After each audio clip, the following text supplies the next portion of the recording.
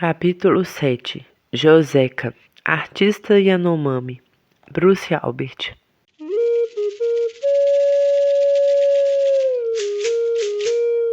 O pai de Joseca era um grande homem, Patatê, e um xamã renomado que viveu nos anos 70 no alto do rio Catrimani antes de se estabelecer a jusante do rio Mapulaú, afluente do Alto Demini ao estado de Amazonas. Nessa época, duas epidemias dizimaram seu grupo em 1973 e 1977, depois que um trecho da rodovia perimetral norte atravessou o sul das terras Yanomami. Joseca, o caçula dos seus 4 filhos, de 2 casamentos sucessivos, nasceu no rio Lobo da Almada, o Xiú, afluente do alto do rio Catrimani, longe de qualquer contato com brancos, provavelmente em 1971. Ele tinha apenas 5 ou 6 anos. Nosso encontro data de 1985, durante minha primeira temporada na casa coletiva de Watoriki, que seu grupo estabelecera na região da Montanha do Vento, Serra do Demini. Ele tinha então 14 anos. Era um adolescente introvertido e quase taciturno, cuja reserva contrastava profundamente com as travessuras alegres dos outros jovens Yanomami. Seu pai, viúvo, se unira a outra mulher mais nova que lhe deu 2 filhos. Morreu de causa ignorada no fim de 1987, depois de sua transferência precipitada para um hospital da cidade de Boa Vista, Roraima. Joseca, bastante afetado com mais essa morte, e agora órfão do pai e mãe, entrou em profunda raiva de luto. Rixiou, e por vários anos foi um adolescente rebelde. Acabou fugindo de sua comunidade para seguir a pé por mais de 200 quilômetros, o antigo traçado da rodovia perimetral norte até a vila de Caraçaraí, no sul do estado de Roraima, na margem direita do Rio Branco.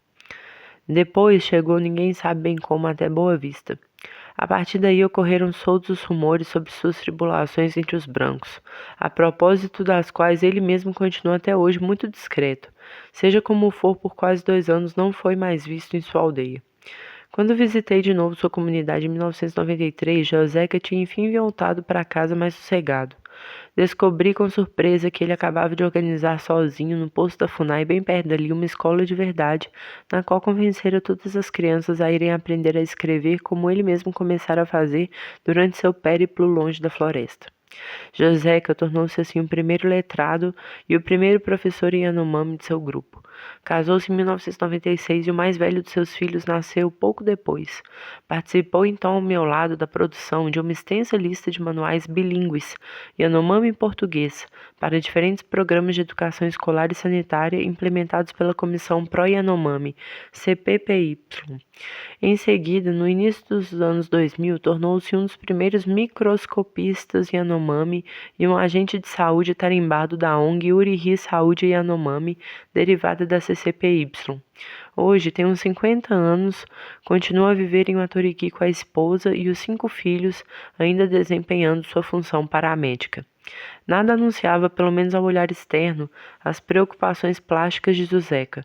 Pouco dado a confidências, até o final dos anos 90, começar de repente a esculpir em suas horas vagas notáveis bichos de madeira estilizados, com uma predileção pelos tatus e antas, na realidade, seu interesse pelo desenho tinha origens na sua infância, como ele acabou revelando recentemente.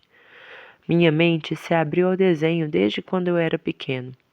Eu ia caçar, de brincadeiras na floresta, e acabava desenhando nas árvores ou na terra depois de tirar folhas mortas.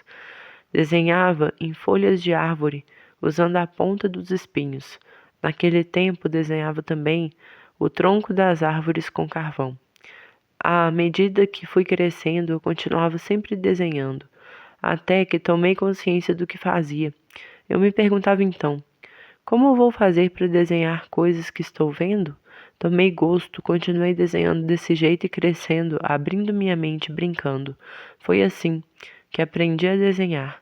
Eu não descobri o desenho de uma só vez. Não foi assim. Foi aos poucos. Eu sou um Yanomami.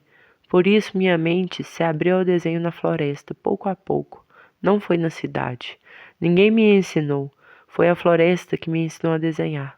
Foi no meio da floresta, brincando, que minha mente se abriu realmente ao desenho. Foi assim que comecei a desenhar. E é por isso que continuo até hoje. Depois de sua série de bichos de madeira, Joseca passou a desenhar com interesse cada vez maior. Visitando o Atoriki praticamente todo ano, às vezes em diversas ocasiões, eu encorajava a cada viagem fornecendo-lhe material de desenho. Em 2003, a exposição Yanomami, L'Esprit et la Forêt, da Fundação Cartier, lhe deu a oportunidade de publicar várias obras suas, de ser convidado para ir a Paris e descobrir com muita curiosidade o que os brancos chamavam de arte contemporânea. Desde então, Joseca continua sua trajetória artística desenhando com empenho uma longa série de cenas cosmológicas e xamânicas sempre que os cuidados que presta à sua comunidade lhe deixam tempo. Costuma assinar, desde 2003, as cartas que me envia de vez em quando, assim como muitos de seus desenhos. Joseca, artista Yanomami ou Joseca Arte Yanomami. Suas obras foram novamente expostas na Fundação Cartier em Paris em 2012. O Carimaria, o Espírito Anaconda e seus genros. Desenhos de Joseca, 2002. Combate xamânico contra o espírito da onça negra. Desenho de Joseca, 2004. Exposição Histoire de Voir em 2019 no Le Havre e depois em 2021 em Xangai, na Power Station of Art, TRIS. Em seguida, foram exibidas em Lille, na França, no Tripostal e na exposição Le Vivant, também organizada pela Fundação Cartier em 2022 e na Wellcome Foundation em Londres. Participou, além disso, nos últimos anos de várias exposições no Brasil, no Instituto Tomi Otaki em 2014, na Universidade Federal de Minas Gerais, UFMG, em 2020, no Museu de Arte Moderna MAM, em São Paulo, em 2021, e no Museu de Arte de São Paulo, MASP, em 2022. Por fim, ilustrou desde 2014 muitos livros didáticos ou autoetnográficos publicados pela Associação Yanomami Utucara. Os desenhos de Joseca mostram com minúcias entidades, lugares e episódios evocados pelos cantos dos grandes xamãs, sua comunidade que ele tem o hábito de escutar com muita atenção desde a infância, como ele mesmo conta. Eu não faço meus desenhos sem motivo. Me inspiro nas palavras que ouço dos xamãs, daqueles que têm os mais belos cantos, daqueles que sabem realmente fazer ouvir as palavras dos espíritos chapiripê. Quando fazem suas sessões xamânicas, eu escuto seus cantos, gravo na minha mente todas essas palavras, depois transformo em desenhos. Eu desenho então tudo o que descrevem os xamãs, os espíritos, seus ornamentos, seus caminhos, os lugares por onde descem, e assim eu desenho as palavras dos espíritos que escuto em nossa casa. Primeiro, Joseca esboça seus desenhos a lápis com muito cuidado, depois repassa os traços e os realça com cores vivas, usando caneta hidrográfica. Não sendo ele mesmo um homem espírito chapirité como Taniki, esforça-se em ilustrar com olhar e preocupações quase documentárias de letrado Yanomami imagens oriundas das palavras dos grandes xamãs, sonhadores de elite que tiveram eles acesso direto ao mundo dos espíritos através da inalação do pó psicotrópico da resina das árvores Yacuana Ri. Os olhos e as mãos de Joseca passaram pelo processo de alfabetização e pelo convívio com as peles de imagens dos brancos, jornais, revistas, histórias em quadrinhos e livros escolares, que, como as epidemias e as mercadorias, se propagaram pela floresta desde os anos 70. O modo de criar os personagens humanos e não humanos, os objetos e as paisagens que povoam seus desenhos, deixa de fato transparecer a influência de um realismo figurativo saído das estilizações gráficas promovidas pela iconografia escolar ou pelas revistas ilustradas. Desse modo, a linha reta da geometria plana, ícone virtual de nossa modernidade, fez um caminho subreptício no trabalho dele. Suas composições manifestam certa preocupação, ausente nas de Taniki, com orientação vertical e unidade de perspectiva comuns das figuras, mas também um gosto pelos alinhamentos, planos, proporções, quadros e motivos iterativos. Já não são imagens, avant la lettre, a linearidade gráfica da escrita, cujo aprendizado Joseca integrou, condiciona a seleção e a configuração das cenas que ele ilustra. São snapshots xamânicos e mitológicos surgidos da trama narrativa de uma memória oral que ele se esforça em tornar visível. Os títulos de muitos desenhos levam à menção Tea, palavras sobre. São desenhos mais seculares que os de Taniki na medicina, em que transpõem e representam numa pele de papel um invisível relatado e escrito, mais do que se empenham em pô-lo em presença de quem olha. São assinados e muitas vezes acompanhados, no verso da folha, de curtos textos em língua Yanomami, que explicam com exatidão os episódios xamânicos ou mitológicos evocados.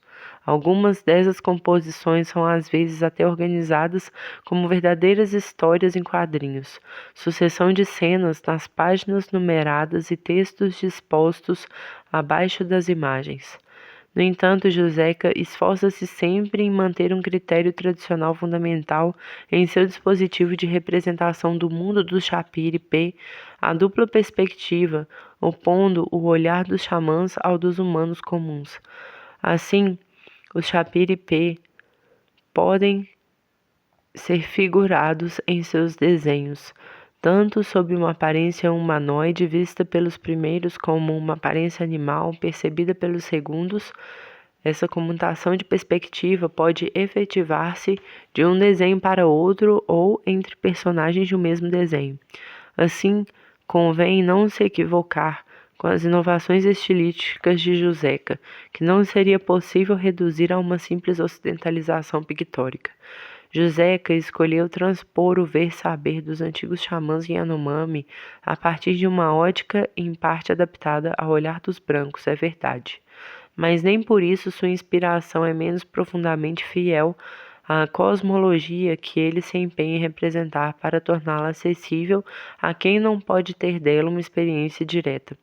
Aplicado nessa vontade de fazer reconhecer a tradição de seus antepassados, é sempre a serviço de sua transmissão que ele procura apropriar-se das convenções plásticas ocidentais, com as quais se deparou durante sua odisseia citadina, utilizando-as apenas em qualidade de língua franca visual.